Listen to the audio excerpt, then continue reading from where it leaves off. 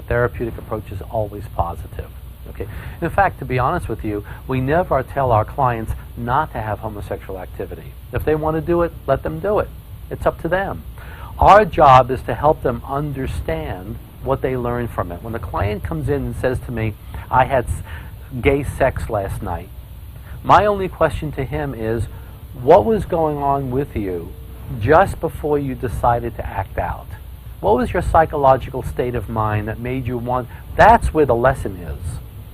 So we don't tell clients not to act out. They could act out, but every time they do act out, it's an opportunity to learn something about themselves.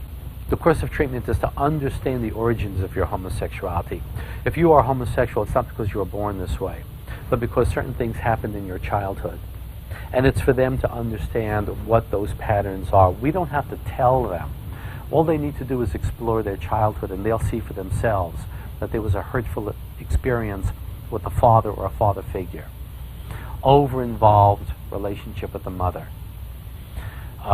They begin to understand that their homosexual impulse, their desire to have homosexual sex, is preceded by what we call the gray zone. The gray zone is feeling empty, feeling lonely, feeling apathetic, that's why we say gray zone. You know, it's like a dead zone. And that is preceded by somebody did something to make you feel bad about yourself. Someone shamed you, someone humiliated you, someone said something to make you feel lesser than who you are. And that sets you up for homosexual enactment. And we're teaching people that homosexuality is not about sex. It's about how you feel about yourself as a person.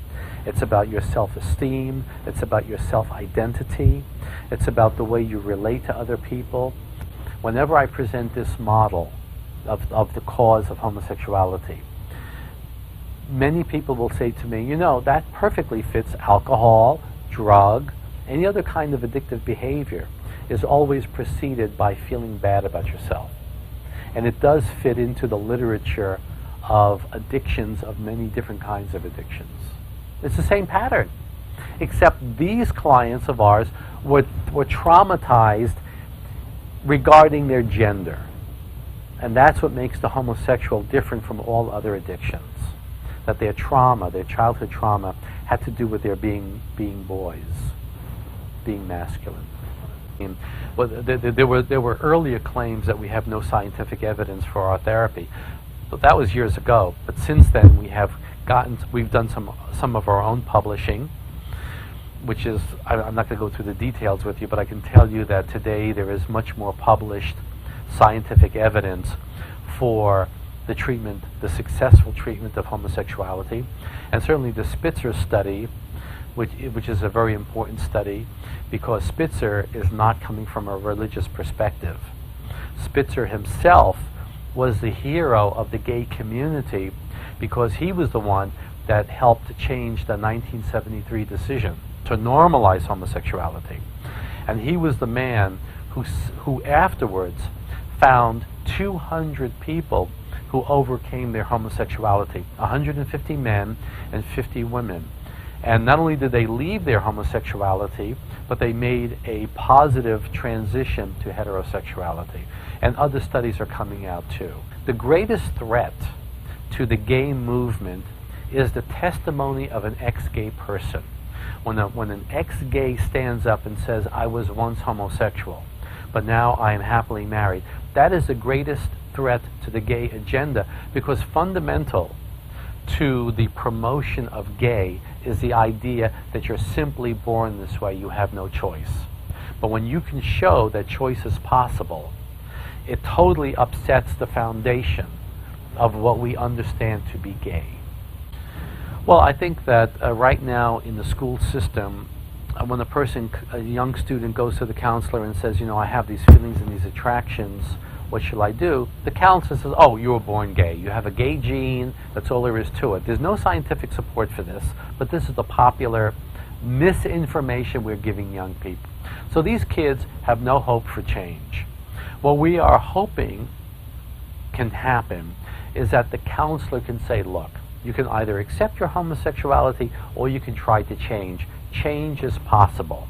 People have overcome their homosexuality, and you might want to consider the possibility of overcoming your homosexuality. That is a fair way of treating these young people who are looking for information. They're not being told that they have a choice. Well, one of the pieces of advice is go out and experiment and find out what you like. Well, this is ridiculous. I mean, what kind of a choice is this? First of all, if the young person has these feelings, he's going to engage in homosexual activity. He's going to like it because sex feels good, and that's going to only deepen his identity as gay. It's going to deepen his conviction that this must be who I really am, because sex always feels good. And that's going to limit his possibility of considering change in the future. I can tell you that one of the factors in predicting treatment success is the amount of sexual activity, the amount of sexual experiences. The client who has had less homosexual experiences does better in therapy, because you don't have to worry about that addictive dimension that we talked about. And the one who has had a lot of sexual experiences, it's going to be more difficult for him because his body is ready to kick into that. Here at this clinic, we can claim a third, a third, a third. And by the way, this fits most of the research on the treatment of homosexuality. It's about a third, a third, a third. A third, no change. A third, significant improvement. A third, cure. Now, let me explain. When I say a third cure, I do not mean that this person will never have a homosexual thought or feeling again. If it does come up, he will understand what it's about. He will go to himself and say, okay, what's going on with me right now that I should be feeling these attractions? How am I doing with my friendships? How am I doing with my wife? How am I doing with myself?